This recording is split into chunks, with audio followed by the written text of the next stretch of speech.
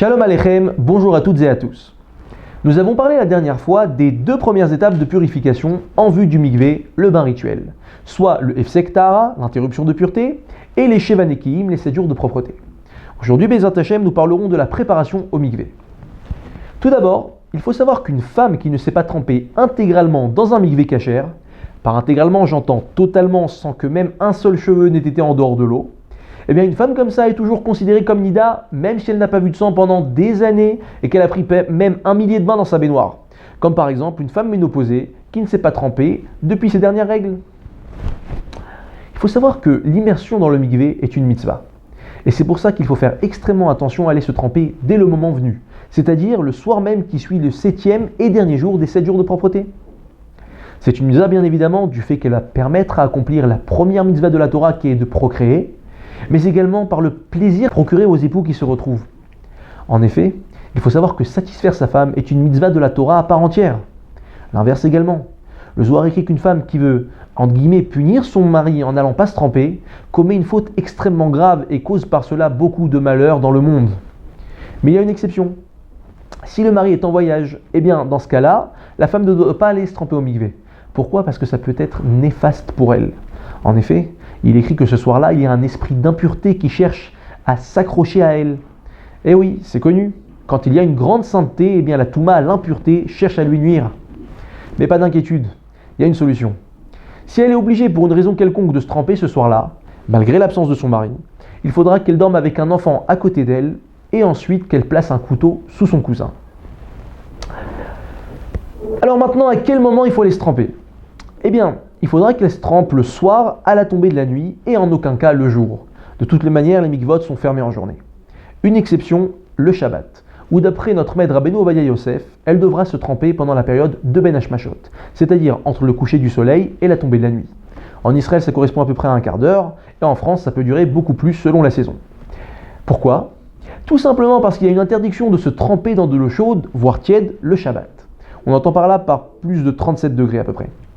Et ça, bien que l'eau ait été chauffée avant Shabbat. C'est le cas également si quelqu'un veut prendre une douche chaude chez soi, eh bien c'est totalement interdit. Et vu que cet interdit est d'ordre rabbinique, il y a une règle qui stipule que tout interdit de Shabbat d'ordre rabbinique pourra être permis pendant ce laps de temps, si c'est pour une mitzvah. Et là, bien évidemment, c'est une énorme mitzvah que d'aller se tremper au mikvé. Si toutefois ça n'a pas été possible, on pourra lui permettre quand même de se tremper dans un mikvé chaud le soir de Shabbat. Pour ça, on s'appuie sur plusieurs paramètres pour pouvoir l'autoriser. Il faudra cependant faire très attention à ce qu'elle ne sorte pas ses cheveux après l'immersion, chose totalement interdite le Shabbat, mais se contentera de tamponner légèrement ses cheveux.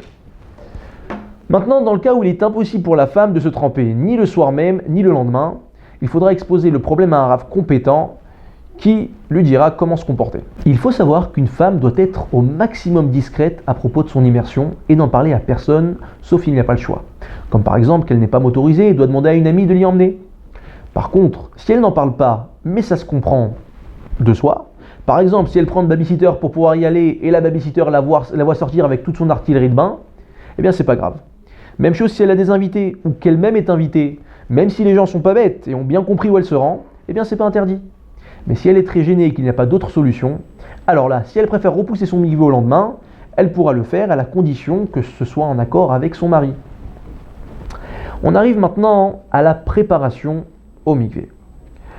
Pour que l'immersion soit valable, il faut que le corps soit en contact direct avec l'eau sans qu'aucun élément externe au corps fasse interruption. C'est la raison pour laquelle l'immersion dans le mikvé requiert une préparation minutieuse afin d'ôter tout corps étranger au corps. La femme devra tout d'abord prendre une douche chaude ou un bain chaud en frottant bien son corps pour enlever toute saleté et frotter ses cheveux avec un bon shampoing.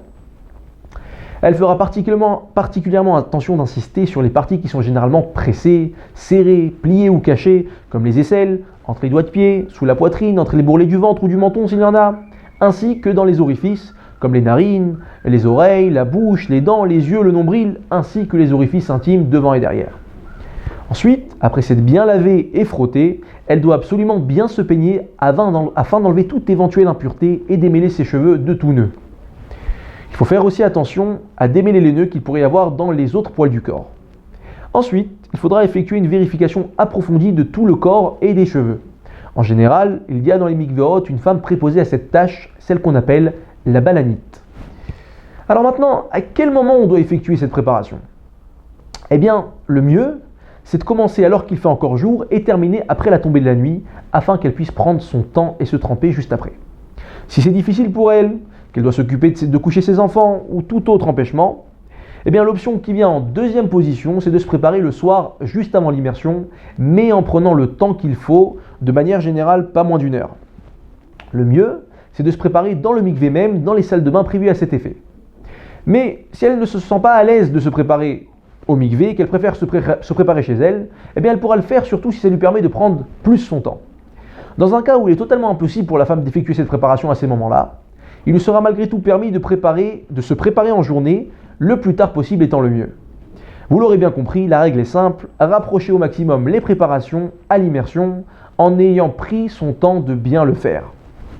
Dans tous les cas où l'immersion ne suit pas immédiatement, eh bien il faudra faire attention à ne pas s'approcher ou tripouter des choses salissantes et il faudra de toutes les manières repasser un coup de peigne juste avant de se tremper. Si maintenant le soir du mikvé tombe un Shabbat, eh bien elle n'aura pas le choix évidemment que de se préparer avant l'allumage des bougies.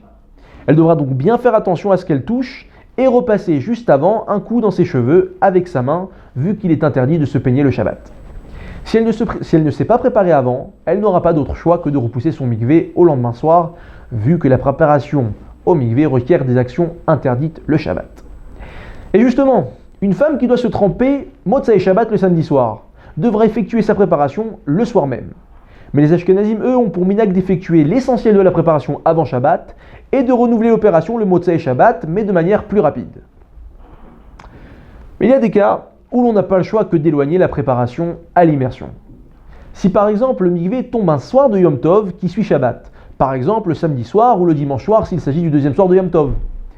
Ou alors l'inverse, le mikvé tombe le soir de Shabbat qui lui-même a été précédé par 1 ou 2 jours de Yom Tov, le jeudi ou le vendredi. Dans tous ces cas-là, elle n'aura pas le choix que de se préparer la veille de Shabbat ou la veille de Yom Tov, bien que ça représente un écart d'1 ou 2 jours. Mais elle fera attention au maximum à ne pas se salir avec des choses trop collantes et difficiles à enlever, et elle fera particulièrement attention à ses cheveux.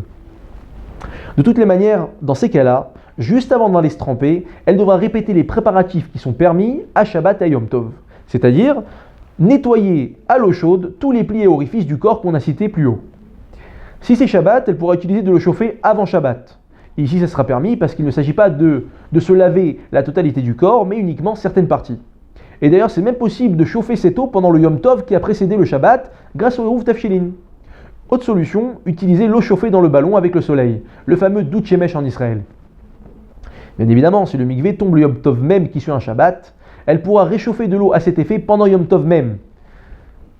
Voilà pour les grandes lignes de la préparation. La prochaine fois, Bezrat Hashem, nous essayerons de faire une checklist des choses importantes à ne pas oublier à ce moment-là. À très bientôt.